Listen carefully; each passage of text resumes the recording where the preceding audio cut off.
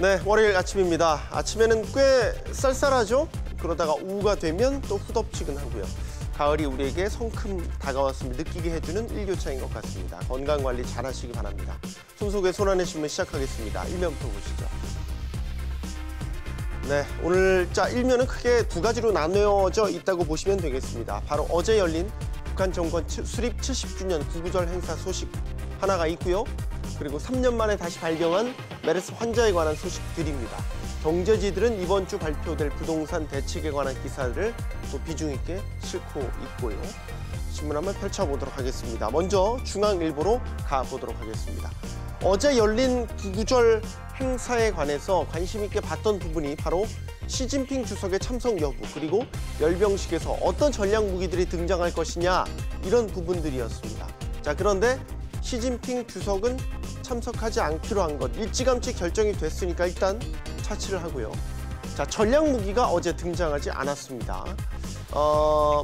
여기에서 전략 무기라고 한다면은 대륙간 탄도미사일 ICBM 같은 것들을 말하는데요. 핵탄두를 실어서 미국 본토까지 날릴 수 있는 위력이 있기 때문에 미군이 상당히 신경이 곤두서 있는 부분이기도 하죠. 자, 이게 지난 2월 건군절의 열병식 모습이고요. 이게 바로 어제 구구절 행사 당시의 열병식 모습입니다. 지난 2월에는 보시는 것처럼 대륙간 탄도미사일이 차량에 실려서 이동하고 있는 모습 보이죠? 9월엔 없고요. 자, 이런 전략 무기가 등장하지 않았다는 것, 미국을 자극할 의도가 우리는 없습니다 라고 보여준 것이라고 해석이 되죠. 그리고 김정은 위원장 연설에서 핵에 대한 언급도 하지 않았습니다. 비핵화 협상을 놓치고 싶지 않다라는 진정성일까요? 지켜보시죠. 다음은 동아일보 되겠습니다. 중동 호흡기 중국은 메르스가 3년 만에 다시 발병했습니다. 깜짝 놀라셨던 분들도 많이 있었을 것 같습니다. 이 메르스에 감염된 A씨가요, 어디를 거쳐왔냐 하면 쿠웨이트에서 지내다가 아랍에미리트 두바이를 거쳐서 귀국을 했는데 심한 설사 증세로 휠체어까지 타고 있었거든요. 그런데도 공항 검역대를 통과를 했습니다. 왜 그랬을까요? 질병관리본부의 설명은 이렇습니다. 당시 물어보니까 지금은 설사가 심하지 않습니다 라고 답변을 했고, 체온을 재보니까 메르스 의심 기준에는 못 미쳤다는 것이었습니다. 언뜻 보면 통과시킨 게 이거를 잘못이다라고 짚을 수는 없죠. 하지만 결과적으로 본다면 아쉬운 부분이 상당히 많다는 것입니다. 과거 메르스 때문에 큰 화를 입었던 우리나라는 그 뒤로 검역 체계를 대폭 강화했죠. 하지만 여전히 구멍이 곳곳에서 감지가 되고 있는 게 이번 사례를 통해서 드러났죠. 자, 그런데 A씨의 행동이 아주 현명했습니다. A씨는 공항에서 개인 택시를 탔고요. 집으로 갔으면 더 큰 일이 벌어질 뻔했지만 집으로 가지 않고 곧바로 삼성 서울병원을 찾았습니다. 병원에서는 역시 즉시 조치를 했죠. A씨를 격리 조치한 뒤에 메르스 의심 신고를 했고요. 자, 그런데 여기서 또 하나의 문제점, 8시간 뒤에야 검역당국으로부터 메르스 주의 안내 문자를 받았다고 하는군요. 많이 좋아졌다고는 하지만 분명히 개선돼야 될 점이 많은 검역체계, 다시 한번 확인이 됐습니다. 자, 매일경제로 가보겠습니다. 이르면 이번 주 중에 발표가 예상되는 정부 집값 대책과 관련한 기사가 되겠습니다. 뛰는 정부의 나는 투기 세력이다. 곳곳에서 투기 세력들이 후보지로 거론되는 곳에서 의심스러운 거래를 한 정황들이 속속 포착되고 있습니다. 과천의 경우는요, 기획부동산이 개입을 해서 토지 지분을 쪼개서 판 정황도 드러나고 있고요. 이처럼 개발 정보가 툭하면 유출되다 보니까 나중에 지금 비닐하우스 이런 거 보이십니까? 이게 과천의 모습입니다.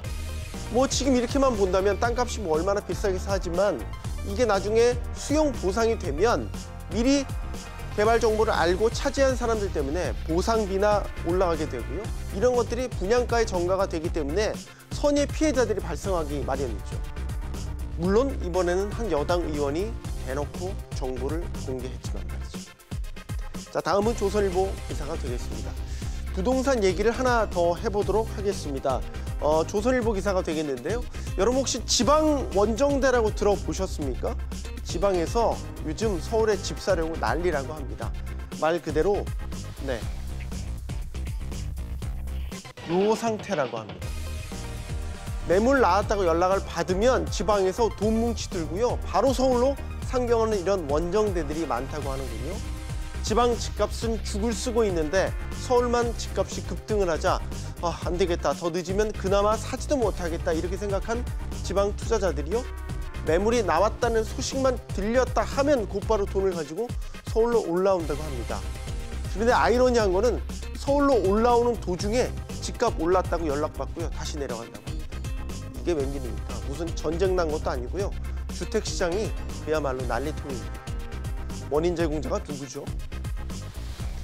다음 조선일보 기사 보시겠습니다. 이번 주부터 문재인 정부 내각 2기를 구성할 장관 후보자부터 헌법재판관들에 대한 청문회가 시작되는데요. 그 기사를 싣고 있습니다. 자, 함께 보시죠. 이 정부가 출범하면서 분명히 인사에 관해서 7대 기준을 제시를 했죠. 자, 근데 기사에서는요, 이번에 새롭게 청문회에 들어설 후보자 등 11명 중 위장 전입 의혹만 5명이다 라고 지적을 하고 있습니다. 또 다른 후보자는 세금 탈루, 논문 표절, 내부 정보 활용한 주식 투자 의혹 등을 받고 있다고 전하고 있습니다. 이상하네요. 정권이 바뀌어도 이런 식의 의혹들은 늘 일어나는 거 보면 사람은 여야를 구분하지 않는 것 같습니다. 자, 야당은 이번에 의원 불패 신화를 깨버리겠다, 코드 인사도 중점적으로 점검하겠다고 벼르고 있죠. 청문회가 뜨거울 것 같습니다. 자, 다음 기사 보시죠. 한국일보 보시겠습니다. 오늘의 마지막 기사가 되겠는데요. 부활하는 일본 경제라는 기획 기사를 싣고 있습니다.